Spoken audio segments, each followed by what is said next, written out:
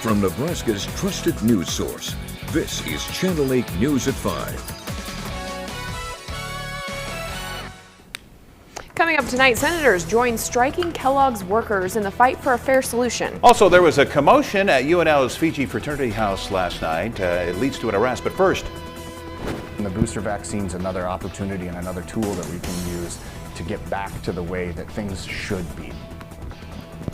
The FDA approved the Moderna vaccine booster. Good evening, everyone, and thank you for joining us. It's been nearly 3 weeks since the Pfizer booster shot was rolled out to people 65 and older. Plus, for frontline workers and immunocompromised people, Channel 8's Ariana Martinez joins us from South Lake Village Senior Home in Lincoln to explain how their residents are responding to the booster shot.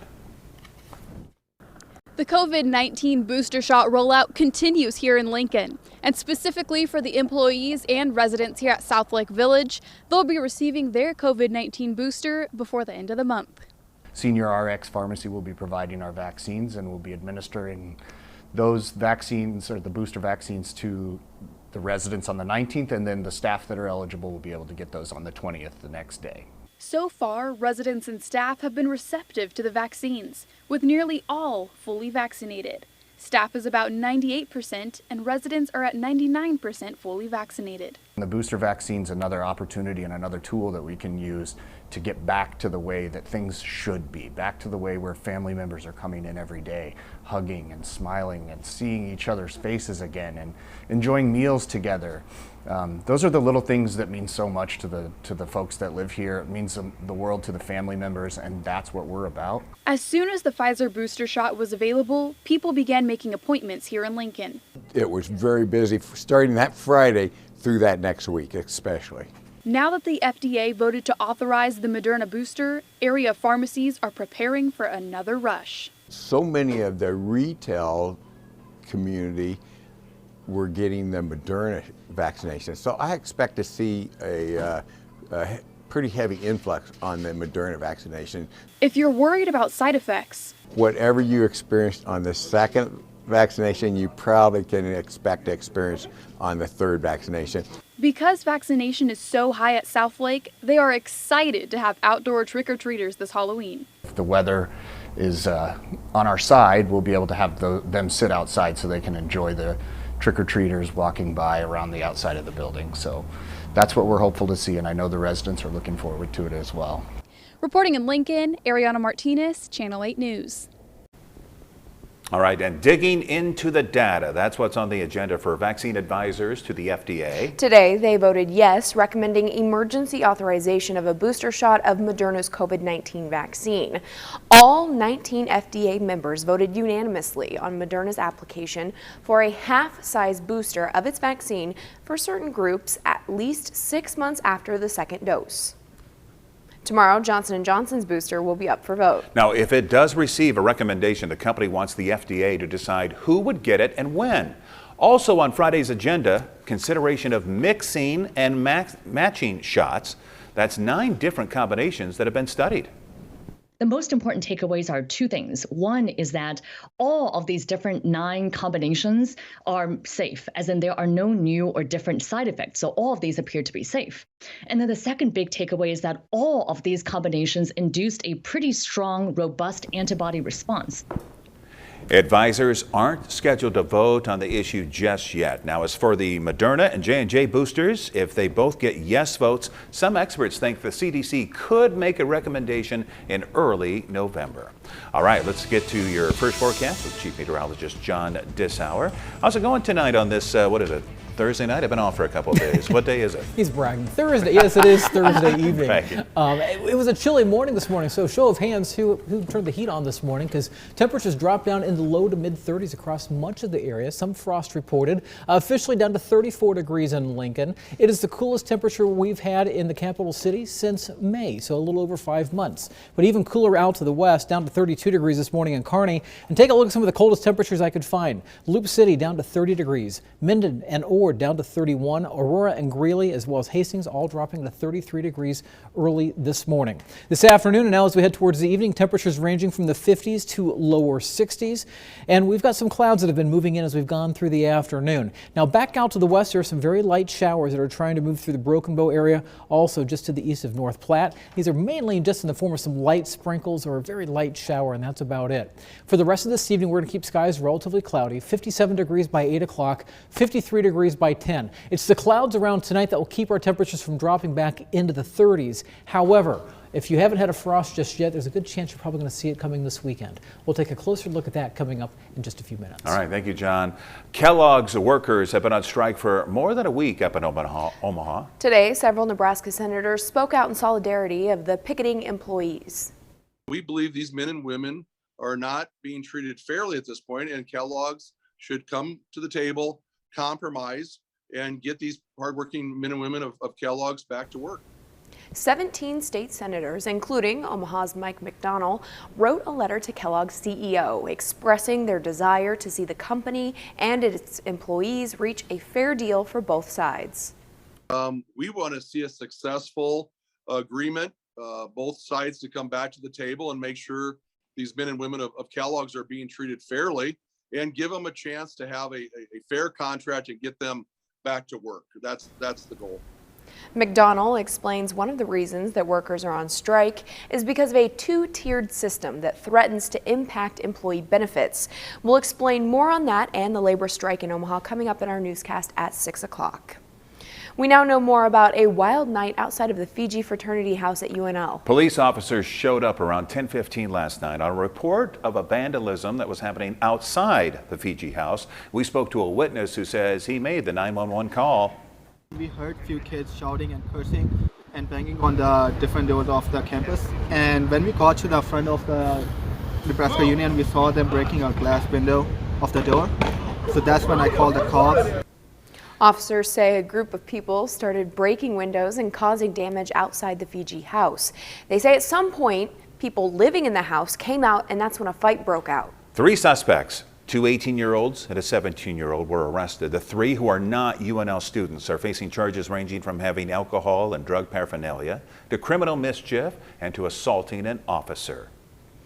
Now to a grim milestone. CDC data shows a record number of people died from drug overdoses in a 12-month period during the pandemic. One health expert calling it a collision of health crises. Mandy Gaither has a look at the new numbers. During the pandemic, a new record high. More than 96,000 drug overdose deaths reported from March 2020 to March 2021, according to new numbers from the CDC. Each person who has lost their life during this time period leaves behind a family and a community who misses them. It's an increase of nearly 30% in these deaths from the year before. Vermont had the largest increase in overdose deaths of any state. Reported overdose deaths there rose more than 85% in that time period. These tragic statistics really speak to the despair that many Americans are experiencing throughout the COVID-19 pandemic. The CDC says opioids accounted for the highest number of overdose deaths, followed by synthetic opioids, excluding methadone. Dr. Trent Hall's research on the overdose crisis in Ohio was published in JAMA Network Open last year. The addiction medicine specialist at Ohio State University Wexner Medical Center says the increase in the synthetic opioid fentanyl is highly concerning. Fentanyl is coming to contaminate local drug supplies in new areas, and that's pretty scary. But Hall says there is hope. Treatment helps, and so can being prepared. Carry a naloxone rescue kit, as you can see here. This is something that we can all carry around, and in the event that we encounter someone who's experiencing overdose, you can save a life. For Health Minute, I'm Mandy Gaither. Now, 3 states saw their number of overdose deaths decline from March 2020 to March 2021. They were New Hampshire, New Jersey, and South Dakota. Yes, South Dakota's reported overdose deaths declined by more than 16%, which is the highest of any state. And still ahead on the news tonight, members of the congressional panel are investigating the January 6th riot and have decided to press charges for at least one of former President Trump's loyal allies. Stay with us.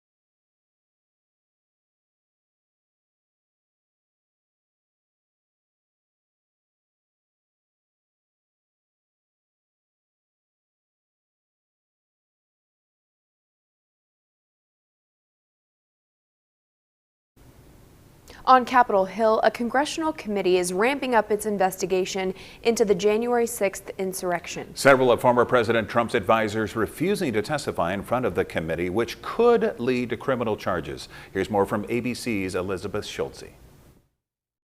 A show of defiance that could result in criminal charges for some of former President Trump's most loyal allies. Former Trump advisors Steve Bannon and Kash Patel refusing to show up for depositions today in front of the House Select Committee investigating the January 6th insurrection. Now, committee members say they'll pursue criminal contempt charges against Bannon, which would then need to be referred to the Justice Department. We have to expect that Merrick Garland and the Biden Justice Department will uphold the rule of law. The committee has issued at least 18 subpoenas as it seeks information about the role former President Trump may have played in the Capitol riot. 5 people eventually died from that day, and more than 630 rioters have been arrested and federally charged in connection with the attack.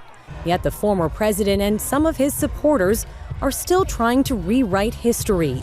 At this rally Wednesday night for GOP candidates in Virginia, attendees pledged allegiance to a flag waved at the insurrection. She's carrying an American flag that was carried at the peaceful rally with Donald J. Trump on January 6th. The former president encouraging his supporters, calling into the event and repeating his lies about widespread fraud in the 2020 election. We won in 2020, the most corrupt election in the history of our country.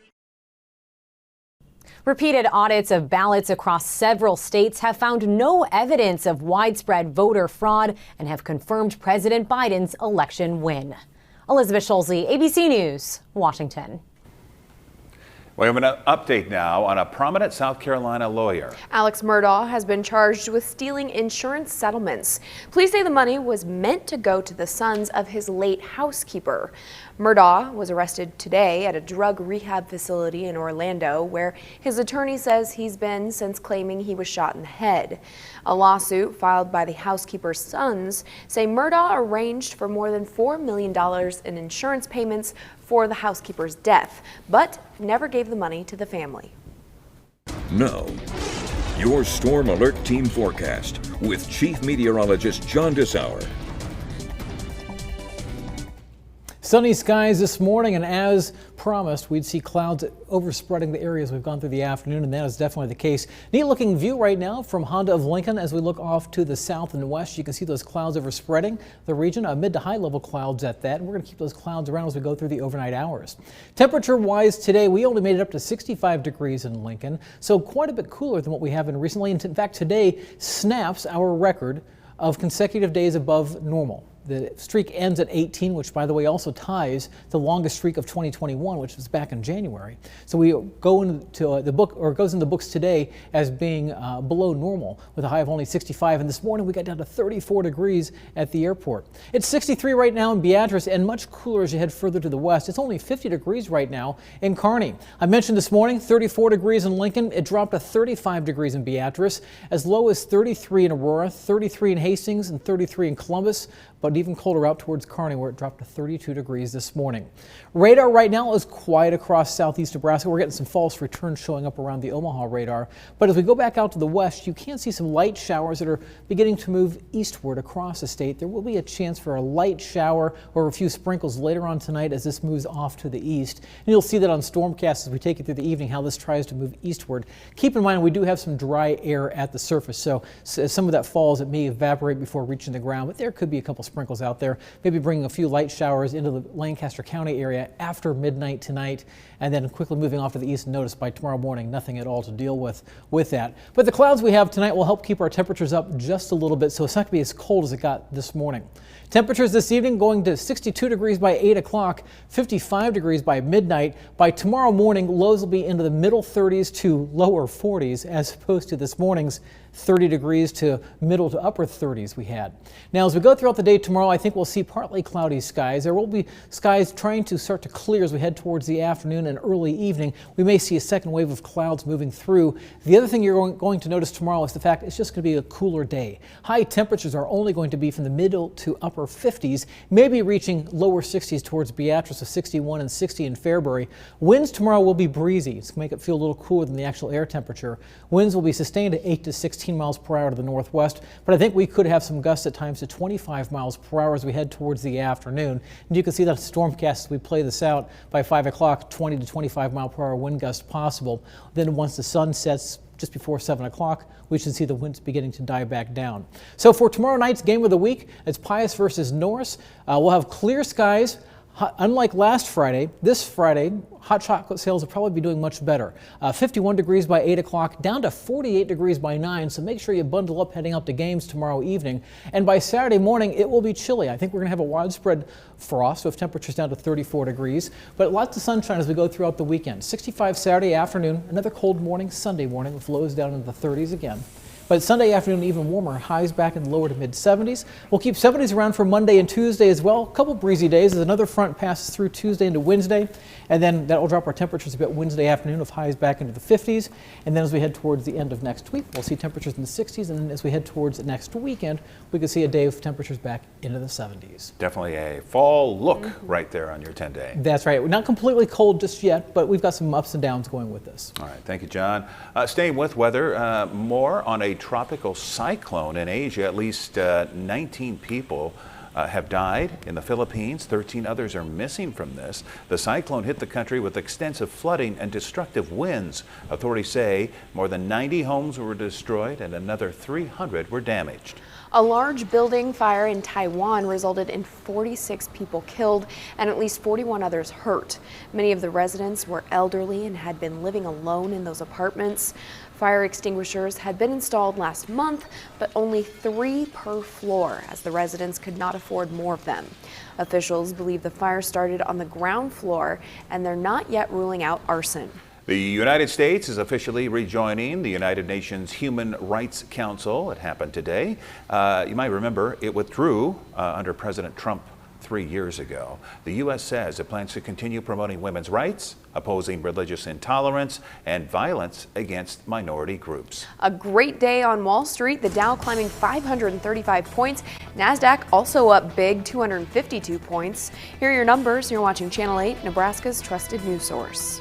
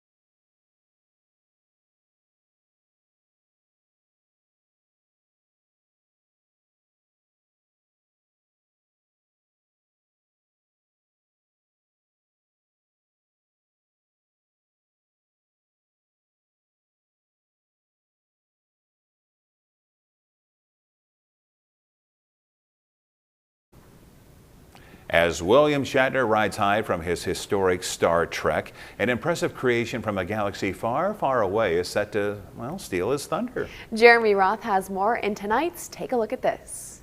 The creative force is very strong with one Star Wars cosplayer who, along with a group of friends, has constructed a life-sized replica of Luke Skywalker's X-Wing starfighter.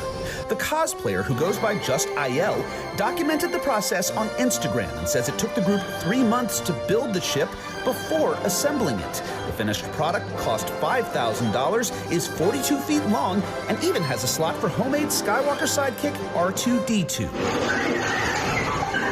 This isn't the creative group's first trip to the intergalactic rodeo. In early 2021, the team went viral for building a 45-foot-long replica of the Razor Crest gunship from The Mandalorian. Maybe they just love bringing fan-favorite ships to life, or, given the timing of this latest reveal, maybe they didn't want someone else's high-profile Star Trek to hog the sci-fi spotlight. Uh-oh, shots fired, Shatner. A Kansas City group's artistic efforts are turning vacant city buildings from eyesores into eye candy. The group Spray KC says the city has a problem with vacant buildings being graffitied, so they're taking tagging to the next level, creating massive murals to brighten up the empty spaces instead. I think that's outstanding. Vandalism is a major problem. The artwork, they say, doesn't just beautify the city, but could attract new businesses to the available spaces. Compared to a blighted building, it changes your mood as you drive by it on a daily basis. For Take a Look at This, I'm Jeremy Roth. I was artistic. Yeah. And getting back to William Shatner, you know, I had the day off yesterday, so I was watching from home, and when he got emotional, it was almost hard for him to describe what he saw, and he was talking the difference between dark and the light from the earth, and yeah, it was very moving. And I did see on another report that Bezos took care of his $250,000 cost that it would have. Yeah, he hosted him. Right, yes. basically. Yep. So that's a nice little invitation to get, wouldn't you think? Right? Yeah. I would love to do that. Hey, Bezos. Call me. Yeah, right. John, can we get a final check of our beautiful fall weather? Yeah, so we've got some clouds around the area, and we're going to keep them around this evening. Now, over in southeast Nebraska, not much to talk about. We do have a couple very light showers moving through the central part of the state, and these will keep spreading off to the east, so don't be surprised if there's a couple sprinkles outside later on this evening. Otherwise, for the most part, cloudy skies, 57 degrees by 8 o'clock. We'll drop down to 53 degrees by 10 o'clock. The clouds around tonight were actually going to help our temperatures. So unlike this morning where we saw lows in the lower to mid 30s, tonight we're going to see temperatures dropping into the upper 30s to lower and middle 40s. So not nearly as cold tonight, maybe not needing as many extra blankets on the bed as you may have needed this morning. And as I was asking people earlier, how many turned their furnaces on last night? Not yet. I didn't. Not yet. No? I was on the verge of doing it this morning, but I think this weekend we'll probably hear a few more, or at least smell a few more furnaces turning on Saturday morning. Yeah, that smell. Yeah, you talked about that last night. Yeah. Thank you, John. Thank you all for joining us. Have a great one. World News next. See you at 6. With the Channel 8 Eyewitness News mobile app, you'll be the first to know. Get alerts about breaking news and weather, all in the palm of your hand. What's so extreme about the DQ Reese's Extreme Blizzard? How about all the Reese's you could dream of, all in world-famous DQ soft serve? What a rush. Get it. Closed caption.